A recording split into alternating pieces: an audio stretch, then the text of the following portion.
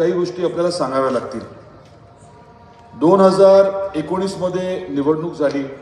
मी तेव्हा भारतीय जनता पार्टीमध्ये जायचा निर्णय घेतला. खरं तर मी राष्ट्रवादीचा स्थानिक धाराशिवचा आमदार होतो. भारतीय जनता पार्टीमध्ये जायचा निर्णय घेतल्यानंतर धाराशिवची जागा कोणाला सुटायला हवी होती?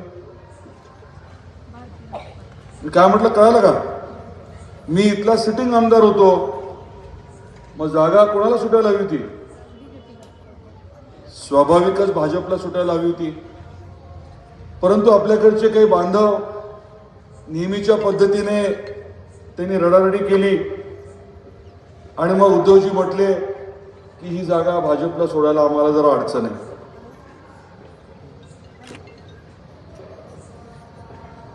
वेगळ्या पद्धतीने मला आपल्याला हे सांगायचं होतं.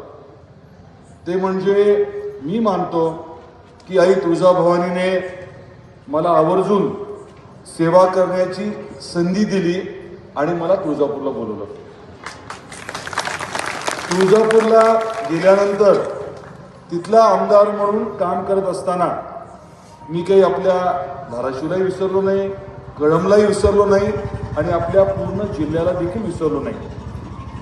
सुरुवातीच्या 2-2.5 वर्षामध्ये परत सरकार जे आहे ते विरोधातलं होतं. मी भाजपचा आमदार, परंतु सरकार जे आहे ते ठाकरे सरकार, शिवसेनेचं, काँग्रेसचं आणि राष्ट्रवादीचं. मग त्या 2.5 वर्षामध्ये परिस्थिती काय होती? मुख्यमंत्री कोण होते 2019 मध्ये? 19, 20, 21 ते 2.5 वर्ष उद्धवजी होते. बरोबर आहे. कुठल्या पक्षाचे? शिवसेनेचे.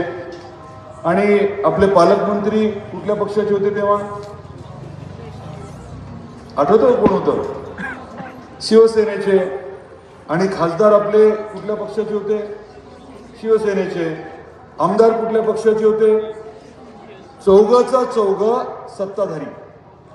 आपल्या धाराशिवला त्या 2.5 वर्षामध्ये त्यांनी नेमकं काय दिलं, काही भरीव दिलं असेल तर मला जरूर सांगा. कुठला मोठा प्रकल्प आपल्याकडे आणला, कुठला मोठा निधी आपल्या धाराशिव शहराला आणला, तालुक्याला आणला, जिल्ह्याला आणला? आवर्जून मी आपल्याला प्रश्न विचारतोय. कारण लोक येऊन भाषणं देतात, काहीही बोलतात, रील बनवतात आणि मग रील स्टार होतात. परंतु तुम्हाला रील स्टार पाहिजे का?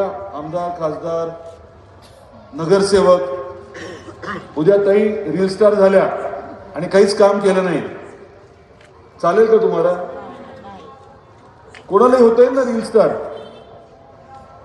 आपण हे समजून घ्या की राजकारणामध्ये, समाजकारणामध्ये जनतेच्या सेवेसाठी आपण यावं लागतं. जनतेच्या अडचणी समजून घेऊन ते सोडवण्याची धमक लागते. या 2.5 वर्षामध्ये ठाकरे सरकारच्या काळामध्ये या लोकप्रतिनिधींनी कुठलंही मोठं भरीव काम केलं नाही.